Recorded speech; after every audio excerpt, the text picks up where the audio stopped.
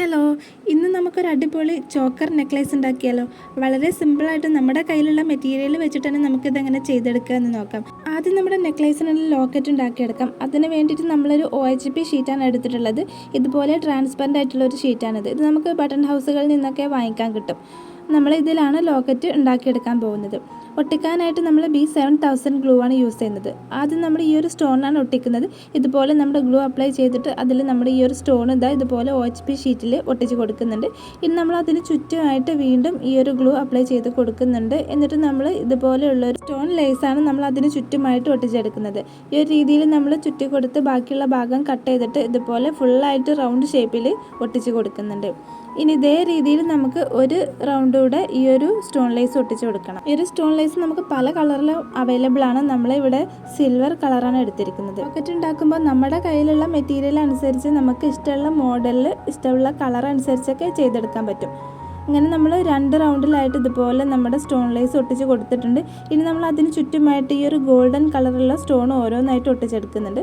അത് നമ്മൾ ചുറ്റുമായിട്ട് glue apply ചെയ്തിട്ടുണ്ട്. എന്നിട്ട് ഓരോ സ്റ്റോണായിട്ട് ഇതുപോലെ ഒട്ടിച്ചെടുക്കുകയാണ് ചെയ്യുന്നത്. അങ്ങനെ ഞാനൊരു റൗണ്ട് ഫുള്ളായിട്ട് നമ്മുടെ ഈ ഒരു ഗോൾഡൻ കളറിലുള്ള സ്റ്റോൺ ഒട്ടിച്ച് കഴിഞ്ഞിട്ടുണ്ട്. ഈ ഒരു രീതിയിലാണ് കിട്ടിയിട്ടുള്ളത്. നമുക്ക് ഇനി ഇതിന് ചുറ്റുമായിട്ട് ഈ ഒരു വൈറ്റ് കളറിലുള്ള ചെറിയ സ്റ്റോണൊന്ന് ഒട്ടിച്ചു കൊടുക്കാം.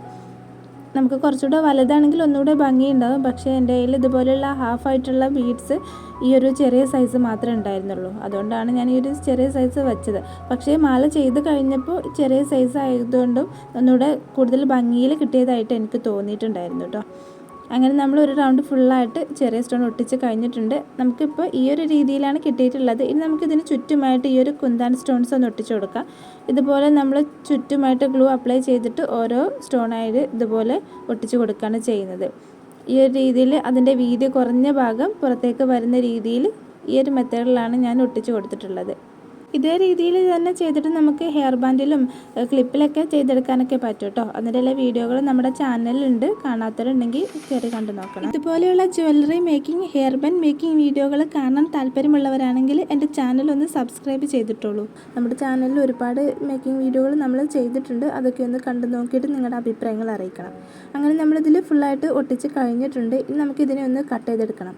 നമ്മൾ കട്ട് ചെയ്യുന്ന സമയത്ത് ഇതിൻ്റെ ഓരോ കോർണറും ഈ ഒരു ഷീറ്റ് കാണാത്ത രീതിയിൽ കറക്റ്റായിട്ട് തന്നെ കട്ട് ചെയ്തെടുത്തിട്ട് വേണം ചെയ്യാൻ. നമുക്കിതാ ഈ ഒരു രീതിയിലാണ് കിട്ടിയിട്ടുള്ളത്. ഇപ്പോൾ താഴെയുള്ള ഒരു ഷീറ്റ് കാണാത്ത രീതിയിൽ ഫുള്ള് സ്റ്റോണായിട്ട് വരുന്ന രീതിയിൽ കിട്ടിയിട്ടുണ്ട്. ഈ ഒരു നൂല് വെച്ചിട്ടാണ് നമ്മൾ ഈ ഒരു ചോക്കർ ഉണ്ടാക്കാൻ പോകുന്നത്. ഇത് നമുക്ക് ബട്ടൺ ഹൗസിൽ നിന്നൊക്കെ വാങ്ങിക്കാൻ കിട്ടുന്നതാണ്. ഈ ഒരു നൂലിൽ നിന്ന് നമുക്ക് എത്ര നീളത്തിലുള്ള നെക്ലേസ് ആണോ വേണ്ടത് അതിനനുസരിച്ചുള്ള പീസ് കട്ട് ചെയ്തെടുക്കുന്നുണ്ട്. 3 പീസാണ് നമ്മൾ കട്ട് ചെയ്തെടുത്തിട്ടുള്ളത്.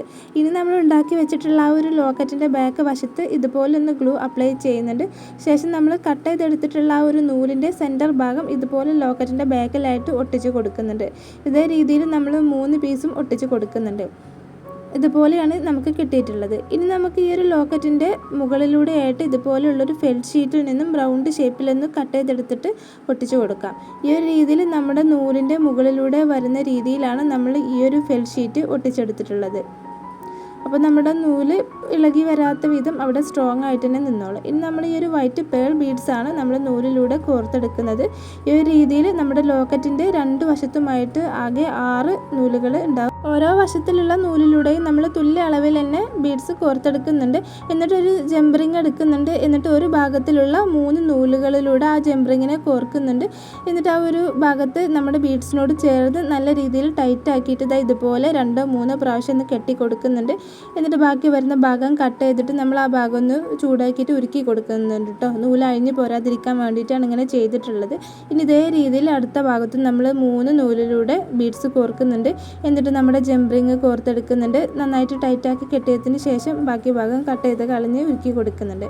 അപ്പോൾ നമുക്ക് ഈ ഒരു രീതിയിലാണ് കിട്ടിയിട്ടുള്ളത്. നമ്മുടെ ബീഡ്സൊക്കെ അവിടെ ലോക്കായിട്ടുണ്ട്. ഇനി നമുക്കൊരു ലോക്ക് ഇട്ട് കൊടുക്കാം. ഞാൻ ഈ ഒരു S ലോക്കാണ് ഇവിടെ യൂസ് ചെയ്തിട്ടുള്ളത്.